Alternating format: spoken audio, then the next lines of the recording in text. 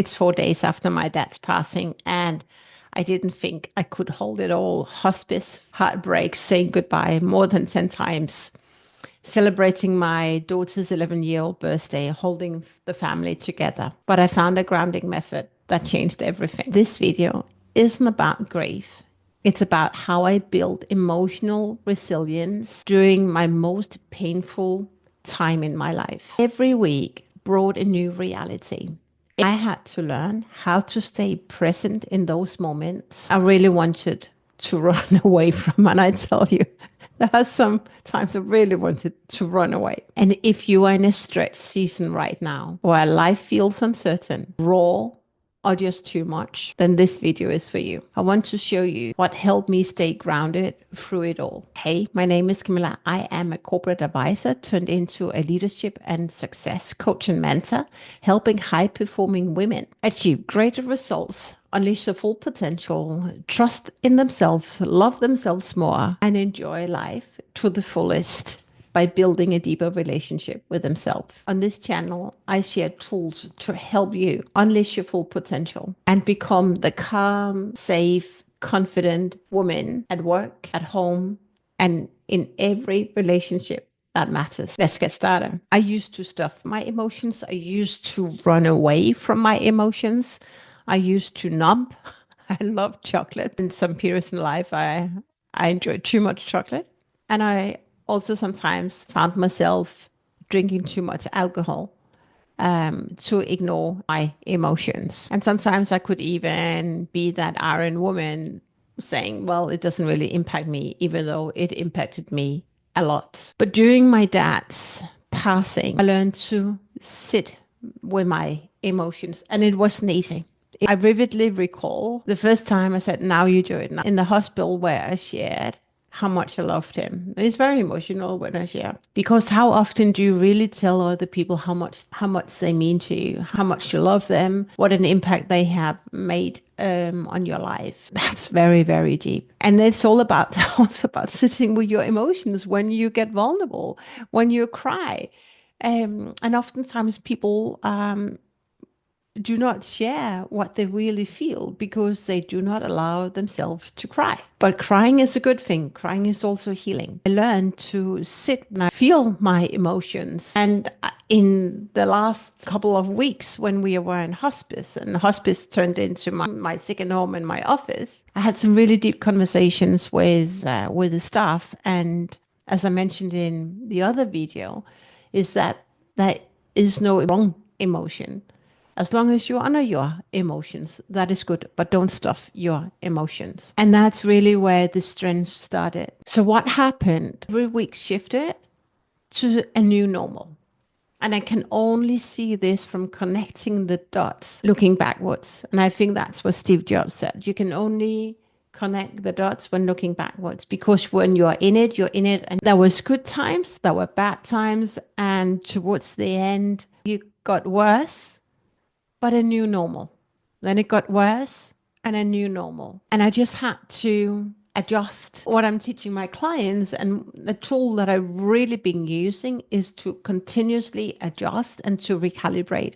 And all the tools and the tips I share in this video, you can use as well. Also in your career, also at work. Why it's so important to adjust. If you do not adjust, you go against nature. You try to control the outcome. You try to control the future, but you cannot control the future. So allowing yourself to be present, allow yourself to go with the current gives you so much more peace. It gives you the opportunity to be present, whatever conversation you are in. So adapting to the new normal, whatever normal it is very, very powerful. And when you're going through a challenging season, embrace that season and see what new normal you can create today. In hallways, waiting for my daughter outside school, even in tears, anchored myself. I thanked the universe for giving me just this moment to be with my dad. Whew, it's right.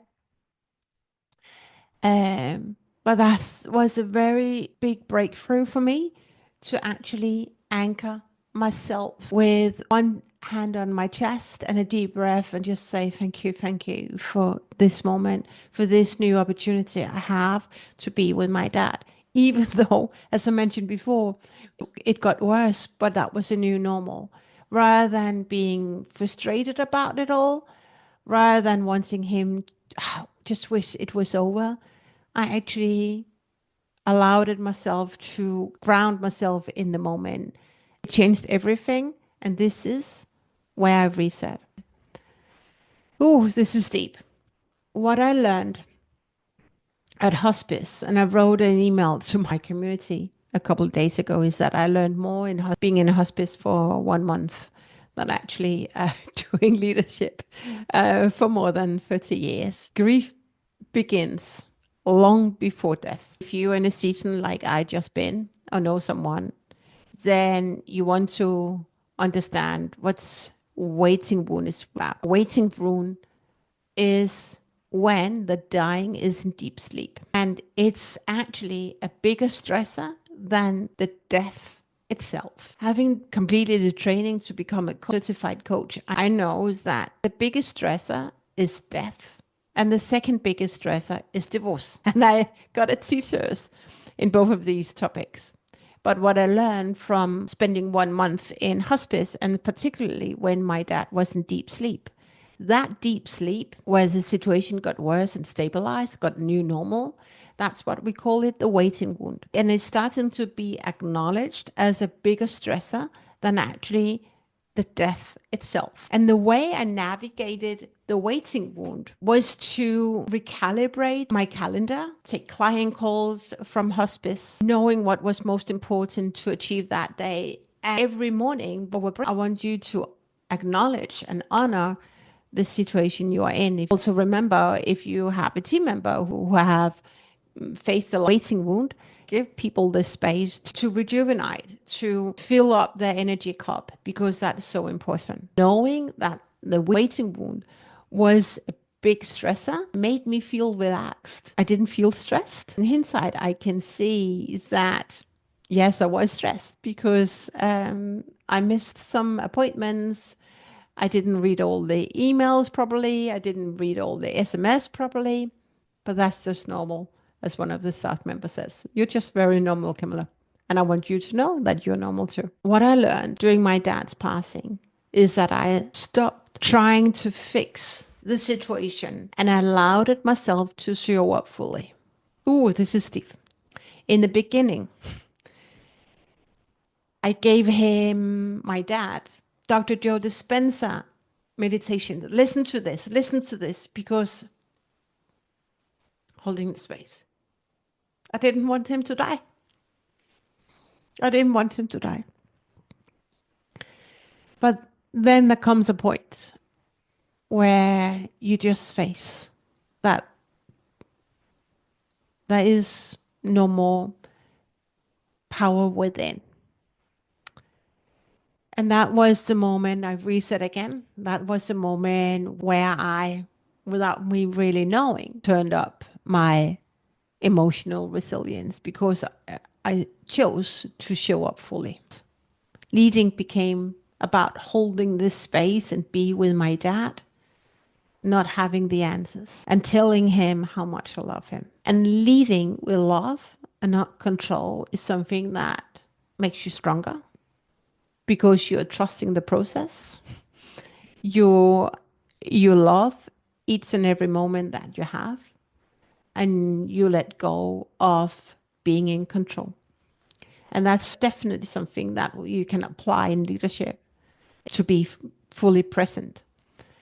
Show up, listen, care, and be open to solutions and not focusing on the problems. We tend to think more about the problems rather than being open to solutions. And I definitely learned to be open to solutions and finding solutions and asking for solutions. I train my clients on how to ask bold questions.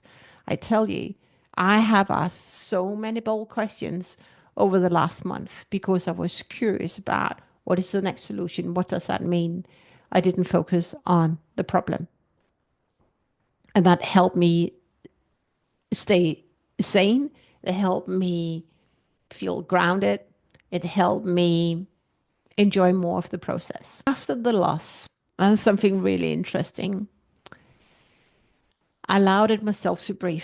I realized that I hadn't taken time to be me because there was something else that was more important. I looked forward to going back to my new normal, or my normal, which is showing up, serving you. Hadn't I had a bigger vision in my life, I would most likely have been in bed crying,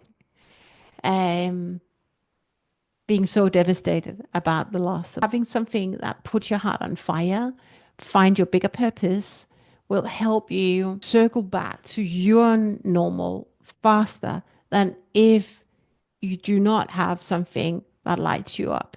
During my dad's passing, I started to redefine what strength is really all about. Strength is about holding yourself, honoring your emotions, and being able to recalibrate when you need to recalibrate. Know when you say no, know when you say yes. And when you recalibrate, you obviously want to know what's most important to accomplish today. So strength is about being soft, being kind to yourself, and acknowledging that you're going through a stressful situation, but also knowing the dualities. There's darkness, there's light, there's sadness and tears, there's laughter, there's loss, and there's life. The day my dad died was just the day before my daughter turned 11. And I promised her to go out for dinner, sushi. And I kept my promise.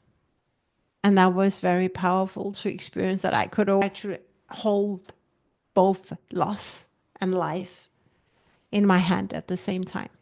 And I know you can too. That was the end of my video. Thank you for watching. If you enjoyed this video, let me know in the comments, and let me know which of the 7 tips that I shared you're going to implement first. Also, let me know in the comments what videos would help you enjoy more of life and taking your leadership and your career to the next level. If you're going through a tough season right now, here's what I want you to remember. You don't need to see it as a setback. See it as this season is setting you up for something greater and bigger. In my next video, I will show you why most people get leadership completely wrong and how to fix it without burnout, guilt, fear of rejection. It's one of the most important things I ever shared. Stay tuned. I love you. I hope to see you in the next one. Bye for now.